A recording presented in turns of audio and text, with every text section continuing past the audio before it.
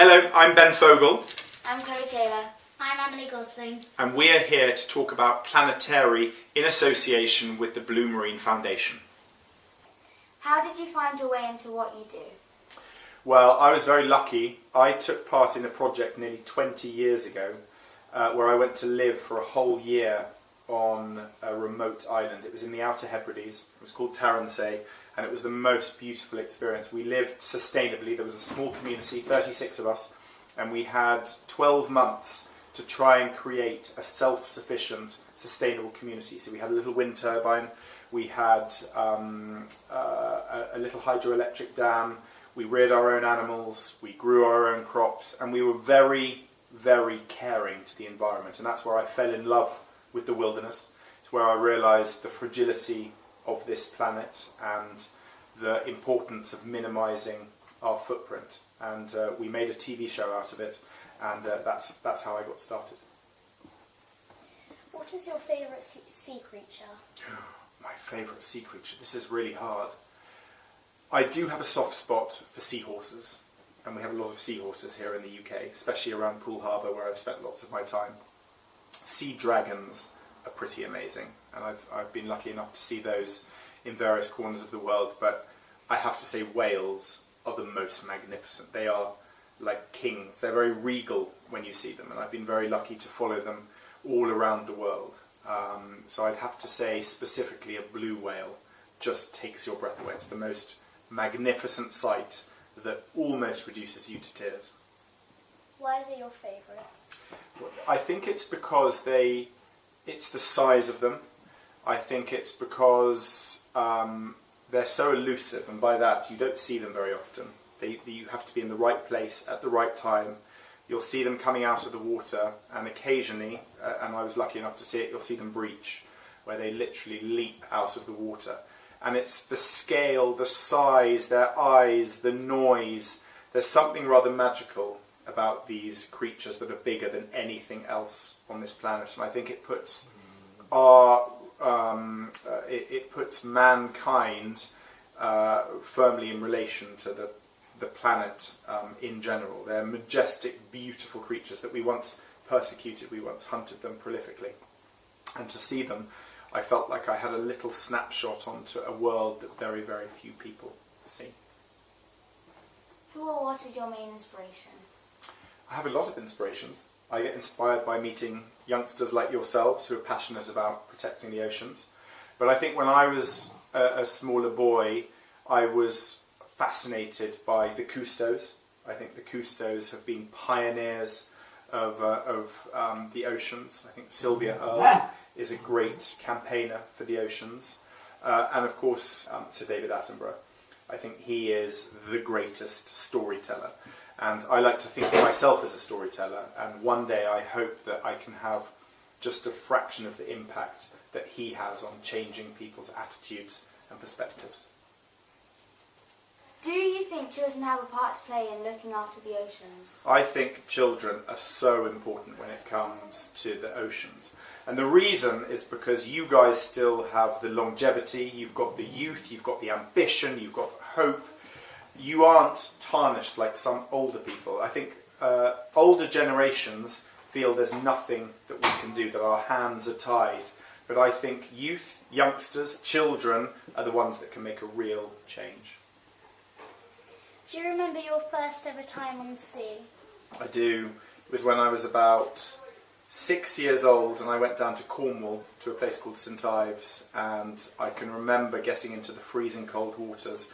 But I remember just falling in love with the oceans. I love them, and I still love them. Do you know any projects where children have become involved and had made a difference? I do, actually. I've worked with a number of families, a number of schools all around the world. And actually I worked on a fascinating project in Cambodia. And this was a family that were working together, including the children and children from beyond just this family, who were working to protect the waters from illegal fishermen. They were going out, they were putting down blocks in the water to try and stop the drag nets going across and destroying the reef. So I've seen children on the ground, in the water, actually making a difference, as well as, of course, as campaigning, like you guys. What can you do to persuade people to care for the oceans? I think to get people to care for the oceans, you need to make them want to make a difference. And to want to make a difference is to love the oceans. I think if people see the oceans, if they see what's in the oceans, if they learn to appreciate the oceans and how important they are to us, then they'll start to care for them. If you were a fisherman and some of your friends were taking too many fish out of the sea, what would you do? Ooh, that's a very good question. I think I would say to them, think about the long term. So many people think about instant gratification, what they're going to get straight away. But if I explain to them, if you just took half those fish today and you carried on doing that, you're going to have fish forever. But if you eat them all now, it's a bit like sweets. If you finish off all your sweets from the bag, you're going to have nothing in a couple of weeks' time. So I would try to plead with them and explain the benefits of catching less and eating less. Through Planetari, children are sending messages in a bottle to each other across the world. The messages are about our hopes for the ocean, how we can look after them, and our ideas for turning the problems into something that's fantastic. What would your message be? My message would be very simple. Turn off the plastic tap. We don't need any more plastic. We've got billions and billions of tons of the stuff on this planet already. We can recycle what we've got. We don't need to make any more. So it would be turn off that plastic tap and make do with what we've got. Do you think it's possible for us to get what we need from the oceans without harming the creatures that live there or the ocean environment? How can we do this? It's a really complex one. The problem is we've got nearly 7 billion people on this planet and everyone has to be fed. Now, we have problems with people eating too much meat already because the cattle need land and the land has to be cleared, so it leads to deforestation. The same happens with the oceans. If we plunder them, if we take too many fish, the problem is we won't have very much left. So it's how we find this fine balance, and humans aren't very good at finding the balance. We tend to tip it one way or the other. But you guys and other youngsters who are creative and inventive are the people who are going to come up with a clever way of us having a more sustainable relationship with our ocean. So I'm a hopeful person. I think there is a way, but I haven't found it yet. What are the simplest things we can do to help our oceans? I think some of the simplest things, think about how much you use, think about what you eat, and think about the footprint that you leave on this planet. So we need to be more careful about our consumption. You don't need to change things around so much. We don't need so many clothes in our closets. We don't need to use technology and change it round so frequently. We don't need to eat meat so much. We don't need to eat fish so much. We need to eat less. I think we need everything in moderation. One of the challenges for a Planetari Blue School Award is to write to our Minister for the Environment to ask the government to do more to protect our oceans. What kind of things should we ask him or her to do? Well, that's very good. Well, the Minister for the Environment right now, Mr. Gove, I've actually met a number of times, and he is actually a huge advocate of the oceans. So actually, we have someone who is really fighting to protect our oceans, and I'm very happy about that. So I've been very lucky. I've been to St. Helena, I've been to Pitcairn, I've been to Tristan da Cunha, Ascension, the Falkland Islands, and they're unbelievably beautiful. And why they really stand out is because the marine habitat is so rich.